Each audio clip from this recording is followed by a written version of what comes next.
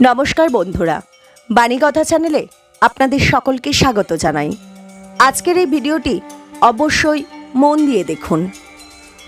ভগবান শ্রীকৃষ্ণ কুরুক্ষেত্রের যুদ্ধে দাঁড়িয়ে অর্জুনকে নিমিত্ত করে আমাদের সকলকে শ্রীমদ্ ভগবত গীতার যে জ্ঞান তিনি দিয়েছিলেন তা বর্তমান জীবনে কতটা প্রাসঙ্গিক তা বাণীগুলি শুনলেই বোঝা যায়। এই ভিডিওতে শ্রীকৃষ্ণের বলা শ্রীমদ্ ভগবদ্গীতাকে গল্প এবং বাণী আকারে বলা হয়েছে। শ্রীকৃষ্ণের বলা এই উপদেশগুলি এতটাই মূল্যবান যে কেউ যদি জীবনে সঠিকভাবে এই উপদেশগুলি পালন করে তাহলে সে অর্জুনের মতো বিজয়ী হতে পারবে এবং জীবনের সব অন্ধকার কেটে যাবে, এক সুন্দর শান্তিপূর্ণ জীবন কাটাতে পারবে। ভিডিওটি শুরু করার আগে যারা এই চ্যানেলে নতুন তারা অবশ্যই চ্যানেলটি সাবস্ক্রাইব করুন আর বেল বাটনে প্রেস করে রাখুন আরও এই রকম নতুন নতুন ভিডিও পেতে। ভিডিওটি দেখে ভালো লাগলে একটি লাইক করবেন এবং সবাইকে শেয়ার করবেন যাতে তারা এই ভিডিওটি দেখে উপকৃত হয়, এবং কমেন্ট বক্সে জয় শ্রীকৃষ্ণ লিখতে ভুলবেন না। তাহলে আসুন শুরু করি। জীবনে অনেক সময় সমস্যা আমাদের চারদিক থেকে ঘিরে ফেলে। এই সমস্যা নানান ধরনের হতে পারে। আর্থিক সমস্যা হতে পারে, পারিবারিক সমস্যা হতে পারে, কোনো সম্পর্ক নিয়ে সমস্যা হতে পারে, কখনো কোনো দৈনিক সমস্যা হতে পারে, কখনো কোনো দ্বন্দ্ব হতে পারে, অনেক সমস্যা হতে পারে।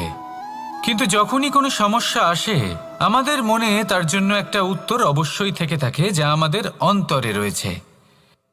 একে আমরা বলি আত্মা। আত্মা হলো পরমাত্মারই রূপ, আর পরমাত্মা তা কখনোই কিছু অনুচিত চাইবে না, তাই তো? এই আত্মা খুব ভালো করে জানে যে কোনটা উচিত আর কোনটা অনুচিত। যদি আসল বিষয়ের কথা বলি তাহলে আপনাকে নিজের মনকে বুঝতে হবে, কারণ আত্মা তো পরমাত্মা থেকেই আসে। কিন্তু এই মন মানুষ জন্ম থেকেই প্রাপ্ত করে, যার বিকাশ হয় এই সংসারকে দেখে। যেদিন আপনার এই মন আর আপনার এই আত্মা এই দুই এক হয়ে যাবে, আত্মসাৎ হয়ে যাবে, সেদিন আপনার জীবনে না কোনো সমস্যা থাকবে, না কোনো ঝঞ্ঝাট থাকবে, না কোনো সংকট থাকবে, কারণ আপনার কাছে সেই সমস্ত সমস্যার সমস্ত বিপদের সমাধান থাকবে, আর তাও আপনারই অন্তরে।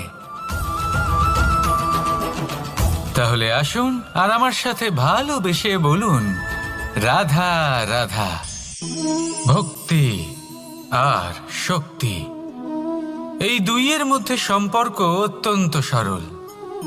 মানুষ ভক্তি করেন যাতে তিনি শক্তি লাভ করতে পারেন, আর শক্তি লাভ করার পরে ভক্তিভাব ভুলে যান আর শক্তির প্রতি আসক্তিতে মত্ত হয়ে যান, আর সেখান থেকেই তার বিনাশ শুরু হয়। কেন?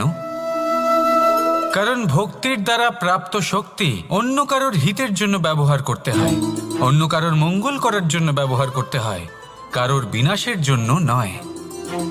এবার যদি আমি আপনাদের একটা উদাহরণ দিয়ে বোঝাই, তাহলে কোদাল দিয়ে আমরা মাটি কোপাতে পারি, একটা গর্ত খুঁড়তে পারি যাতে একটা নতুন বৃক্ষ জন্ম নিতে পারে, একটা বৃক্ষ যা অন্য জীবকে ফল প্রদান করবে, যাত্রীদের ছায়া প্রদান করবে। কিন্তু এই কোদালের ব্যবহার যদি আমরা অন্য কারোর ক্ষতি করার জন্য করি তাহলে ক্ষতি শুধুমাত্র আমাদেরই হবে। তাই জীবনে যদি আপনি কোনো শক্তি লাভ করেন, হয়তো ভক্তির দ্বারা বা অন্য যেখান থেকেই হোক, তার সদ্ব্যবহার করতে শিখুন, নয়তো এই প্রাপ্ত শক্তি আপনার পতনের কারণ হয়ে দাঁড়াবে।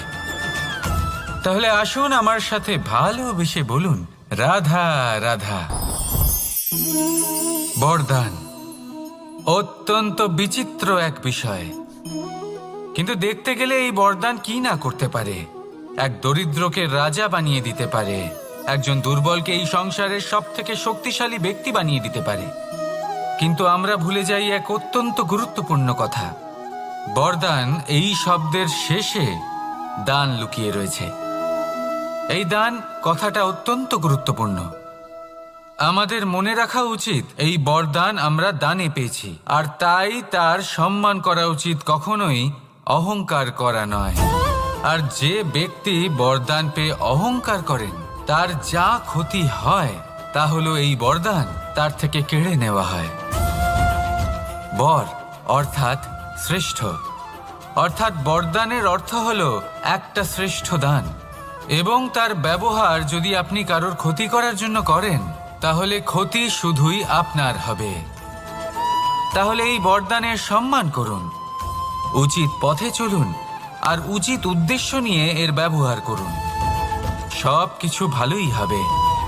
তাহলে আসুন আর আমার সাথে ভালোবেসে বলুন, রাধা রাধা। পিতা আর পুত্রের সম্পর্ক অত্যন্ত মধুর হয়ে থাকে। পিতা স্বপ্ন দেখেন, তাকে পূর্ণ করার সকল সম্ভাব্য চেষ্টা করেন, কিন্তু তাও অনেক সময় ওনার স্বপ্ন অপূর্ণ থেকে যায়। তখন পিতা ভাবেন যে স্বপ্ন উনি পূর্ণ করতে পারেননি ওনার সন্তান তা অবশ্যই পূরণ করবে। যে স্থানে উনি কখনো পৌঁছতে পারেননি সেই স্থানে ওনার পুত্র অবশ্যই পৌঁছবে। পিতা নিজের সন্তানের ভবিষ্যৎ নিয়ে সেই স্বপ্ন দেখেন, আর যখন সেই সন্তান সামনে এগোতে থাকে তখন তার দুঃখ হয় না, বরং গর্ব হয়। ওনার ভালো লাগে এটা দেখে যে ওনার সন্তান অনেক উন্নতি করছে। কিন্তু যখন সন্তান নিজের অভিভাবকের শক্তি দেখে, তার যশ দেখে হিংসা করতে থাকে, সমস্যা সেইখানেই শুরু হয়। সেই জন্য সকল সন্তানকে এটা মনে রাখতে হবে, দেখুন, পুত্র হবার সুবাদে, এক সন্তান হবার সুবাদে এটা হলো আপনার অধিকার যে আপনি আপনার পিতার থেকে বেশি উন্নতি করবেন। আপনার পিতাও এটাই চান, কিন্তু সুস্থভাবে এটা করুন। একটা রেখা টেনে নিন যাতে আপনি তাতে এগোতে পারেন আর আপনার পিতার তাতে গর্ববোধ হয়, আর সেই বিষয়ে দুঃখ না হয় যে আমার সন্তান আমাকেই ছোট করার চেষ্টা করছে। ইতিহাস সাক্ষী রয়েছে, যে মানুষ অন্য কাউকে ছোট করার চেষ্টা করেছেন সেই মানুষই ছোট হয়ে গেছেন। আর আমার মনে হয় না আপনি এটা চান, কারণ কোনো একদিন আপনিও কারোর পিতা হবেন। আসুন আমার সাথে ভালোবেসে বলুন, রাধা রাধা। সাথী। সাথী এই শব্দটির ব্যাখ্যা কে কিভাবে করে? মিত্র, সখা, বন্ধু, কিন্তু অর্থ একটাই, তিনি যিনি আপনার সঙ্গী হন আর তিনি যার সাথী আপনি হন। এবার সব থেকে বড় প্রশ্ন হলো এটাই যে তিনি কে হতে পারেন যাকে আপনি আপনার সাথী বলে মেনে নিতে পারেন, নিজের সখা, নিজের মিত্র, নিজের বন্ধু মেনে নিতে পারেন। আপনার সাথী হলেন তিনি যিনি দুঃখের সময় আপনার পাশে থাকবেন, আপনার হাত ধরে থাকবেন। আপনার সাথী হলেন তিনি যার হাত আপনি নিজের সুখের দিনে ধরে থাকবেন। সেই সাথীরই হাত ধরুন যিনি দুঃখে সবসময় আপনাকে সাহায্য করার জন্য তৎপর হয়ে থাকেন, আপনার পাশে থাকেন, আর যাকে সুখের দিনে আপনি আপনার সাথে রাখতে পারেন। আর যখন আপনার সাথে আপনার এই সাথী থাকবে তখন আপনি এটা বুঝবেন যে যখন জীবনে দুঃখ আসে তখন এই দুঃখ কমে যায়, সবার মধ্যে ভাগ হয়ে যায়। আর যদি তখন সুখ আসে তাহলে সেটা সবার উপস্থিতিতে আরো বেড়ে যায়। এটাই হলো প্রেম, এটাই হলো ভালোবাসা, এটাই হলো সঙ্গ, যেমন সম্পর্ক আমার আর রাধার মাঝে। তাহলে আসুন আর আমার সাথে ভালোবেসে বলুন, রাধা রাধা। আমাদের মনে যখন কোনো প্রশ্ন ওঠে, কোনো দ্বন্দ্ব জাগে, তখন আমরা যাই আমাদের গুরুর কাছে, আমাদের আরাধ্যের কাছে গিয়ে জিজ্ঞেস করি। এইভাবেই একদিন আমি পৌঁছলাম আমার আরাধ্যের কাছে, আমার মহাদেবের কাছে, আর ওনাকে প্রশ্ন করলাম যে মহাদেব, জীবনে আনন্দ পাওয়ার, উৎসব পালনের, প্রেম ভাগ করে নেবার, জীবনকে উপভোগ করে নেওয়ার সর্বশ্রেষ্ঠ সময় কোনটা? মহাদেব হাসলেন আর উনি বললেন, জীবনে উৎসব পালনের সব থেকে শ্রেষ্ঠ দিন হলো মৃত্যুর ঠিক আগের দিনটা। প্রেম ভাগ করে নেওয়ার সব থেকে শ্রেষ্ঠ মুহূর্ত হলো মৃত্যুর ঠিক আগের মুহূর্ত। জীবনকে উপভোগ করে নেওয়ার সর্বশ্রেষ্ঠ প্রহর হল মৃত্যুর এক প্রহর পূর্বে।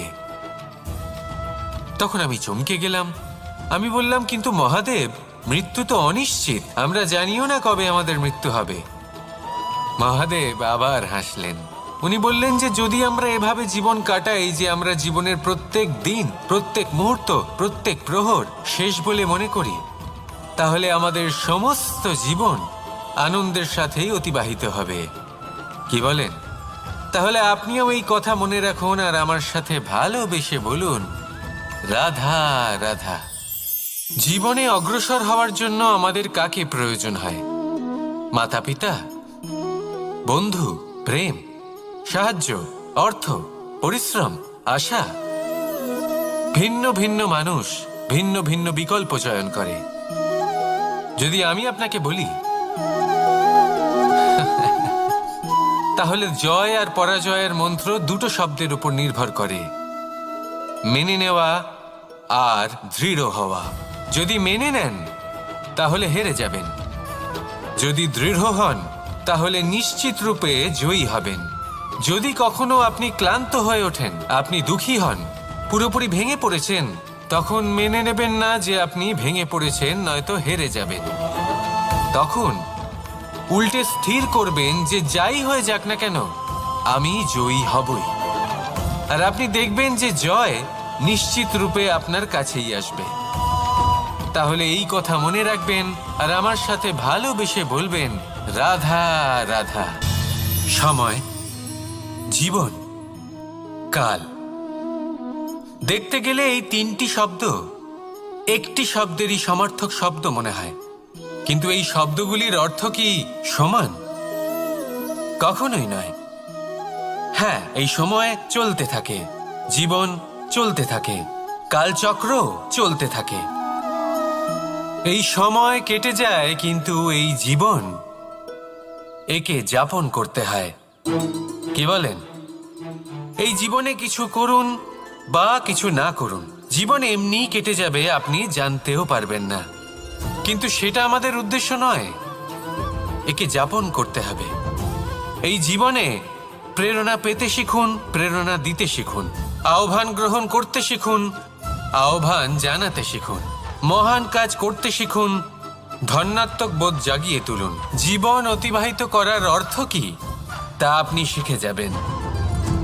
কারণ সময় কেটে যায়, সমস্ত যুগ কেটে যায়, কিন্তু জীবনের রীতি জীবন কাটিয়ে দেওয়া নয়, জীবন যাপন করা।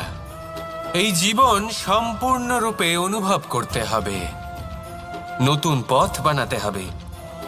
এবারে যদি এই জীবন বাঁচার সময় একবার ভেবে দেখুন, যদি মনে প্রেম থাকে, সদ্ভাবনা থাকে, তাহলে কি হবে?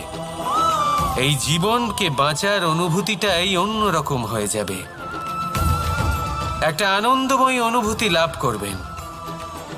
তাহলে এটাই করুন আর আমার সাথে ভালোবেসে বলুন, রাধা রাধা।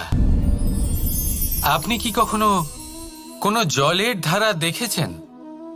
তার সামনে যতই মাটি থাকুক না কেন, যতই কাদা থাকুক না কেন, যখন এই জলের ধারা বইতে আরম্ভ করে দেয়, তখন এই কাদাকে নিজেই ধুয়ে নিয়ে যায়। ওই কাদাকে ধুয়ে দেয় এবং নিজের পথ নিজেই তৈরি করে নেয়। তাহলে আপনিও এরকম জলের মতো হয়ে উঠুন। যদি হয়ে উঠতে পারেন, তাহলে নিজের মনের, নিজের ভাবনার, নিজের জীবনের যত অনাবশ্যক তত্ত্ব আছে, অনুপযোগী অংশ রয়েছে, অর্থাৎ অপরিষ্কার অংশ রয়েছে, তা নিজে থেকেই নির্মল হয়ে উঠবে। আর যেরকম জলের ধারা কখনো থেমে থাকে না, সব সময় বয়ে চলে, সেইভাবে আপনিও কখনোই থামবেন না। সবসময় বয়ে চলুন, এগোতে থাকুন। পথে যদি অনেক বিপদ আসে, সমস্যা আসে, থামবেন না, তার উপর নিরন্তর প্রহার করুন, নিরন্তর প্রয়াস করুন আর অগ্রসর হন। আপনি ভেবে দেখুন, এই জলের ধারা কখনো থেমে থাকে না, সবসময় বয়ে চলে, বিপদের সম্মুখীন হয়ে তাকে সাথে বয়ে নিয়ে চলে। সেই জন্য জলের ধারা, প্রবাহমান এই ধারা, এর থেকে কখনো দুর্গন্ধ আসে না, এতে কখনো ময়লা জমতে পারে না, বরং পালিত হয় সুন্দর প্রাণবন্ত জীবজন্তু, যেমন সুন্দর ছোট মাছ। তাই আপনিও এটাই করুন, কখনো থামবেন না, শুধু চলতে থাকুন, জলের ধারার মতো বইতে থাকুন। আপনি আপনার লক্ষ্য অবশ্যই খুঁজে পাবেন, আর তার সাথে নিজের অন্তরের যে মালিন্য রয়েছে তা আপনি নিজেই নিজের থেকে দূরে করে দেবেন। তাহলে আসুন আর আমার সাথে ভালোবেসে বলুন, রাধা রাধা। এবার অনেক সময় মানুষের মনে এরকম প্রশ্ন আসে যে এই সংসারে সব থেকে বড় বিপদ কি? কেউ বলে ধর্ম সংকট, আবার কেউ বলে প্রাণের ওপর আসা সংকট। প্রত্যেক মানুষের জীবনে বিভিন্ন সংকট আসে, আর এই সমস্ত সংকট অত্যন্ত বিচিত্র হতে পারে। এই সমস্ত সংসার হলো সংকট দ্বারা পরিপূর্ণ। ঠিক আছে, আপনাকে একটা উদাহরণ দিই। একজন ধনী ব্যক্তি, এবার ওনার জীবনে সংকট কি হতে পারে? সংকট এটাই যে কেউ তার সম্পত্তি চুরি না করে নেয়, আমরা বুঝতে পারছি। এবার একজন চোর, তার জীবনে সংকট কি হতে পারে? যে চুরি করার সময় সে যদি তার একটা কাশি চাপতে না পারে, তাহলে সে ধরা পড়ে যেতে পারে, ঠিক কিনা? আবার অনেক সময় এমনও হয় যে যার জন্য আমি সংকট, সেও আমার কাছে সংকট। যেমন এই পরিস্থিতিতে দেখুন, সংকট হলো সংকট, এ তো জীবনে থাকবে, কিন্তু এর সম্মুখীন কিভাবে হওয়া যায়? খুব সরল, সব এটার ওপর নির্ভর করে, মনের ওপর। এই মনকে নিয়ন্ত্রণ করলে সব ঠিক থাকবে। এবার যদি ধনী ব্যক্তি মনকে নিয়ন্ত্রণ করে ফেলেন, নিজের অর্থের ব্যবহার শুভ কাজের জন্য, সমাজের সেবার জন্য বিকাশ করতে করেন, ওই অর্থকে একত্রিত করে না রাখেন, তাহলে চুরির সমস্যা, এই সংকট সেখানেই কেটে যাবে। এবার যদি কথা বলি সেই চোরের, তাহলে চোর যদি নিজের মনকে সংযত করে নেয়, যদি নিজের কর্মকে নিয়ন্ত্রণ করতে পারে, তাহলে এমন কোনো স্বর নেই যা ওকে ধরা পড়তে বাধ্য করবে। সেই জন্য জীবনে সংকট যতই আসুক, যত বড়ই সংকট আসুক না কেন, কবচ হলো একটাই, আর এই কবচের নাম হলো আত্মনিয়ন্ত্রণ। নিজের মনকে নিয়ন্ত্রণে রাখতে শিখুন। এটা নিজের জীবনে প্রয়োগ করে তো দেখুন। যদি আপনি করতে পারেন, তবে আপনি দেখবেন যে সংকট তো জীবনে আসা যাওয়া করে, কিন্তু সেই সংকটগুলির সম্মুখীন আপনি এইভাবে করতে পারবেন। তাহলে সেটাই করুন, আর আমার সাথে ভালোবেসে বলুন, রাধা রাধা। এই দড়িটা দেখুন, ছোট ছোট রেশম দ্বারা তৈরি, এটা সরু সুতো দ্বারা তৈরি হয়েছে এটা, আর এ অত্যন্ত কোমলও বটে। আর আপনি চাইলে এটা সোজাও করে দিতে পারেন, আর চাইলে এটা বেঁকিয়েও দিতে পারেন, আর যদি চান তাহলে এটা গোল গোল করে বেঁধে কোথাও রেখেও দিতে পারেন। এবার এই কোমল দড়ি যদি কোনো নিষ্ঠুর কঠিন পাথরে বারংবার জড়িয়ে দেওয়া হয়, তাহলেও তাকেও কাটতে পারে, নিজের ছাপ ছেড়ে যেতে পারে, সেটার আকারও বদলে ফেলতে পারে। এবার এর কারণ কি?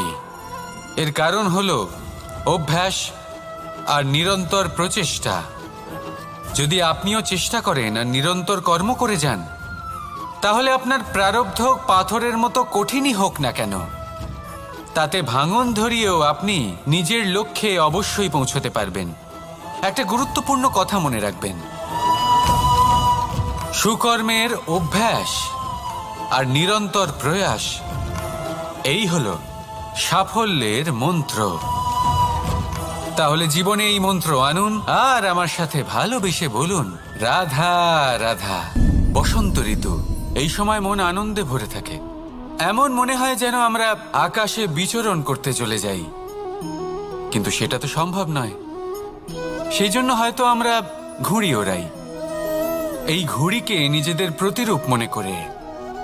এবার অনেক মানুষ আছেন যারা ঘুড়ি ওড়ান, কিন্তু এই কর্মের সারমর্ম কি সেটা কজন বুঝতে পারেন?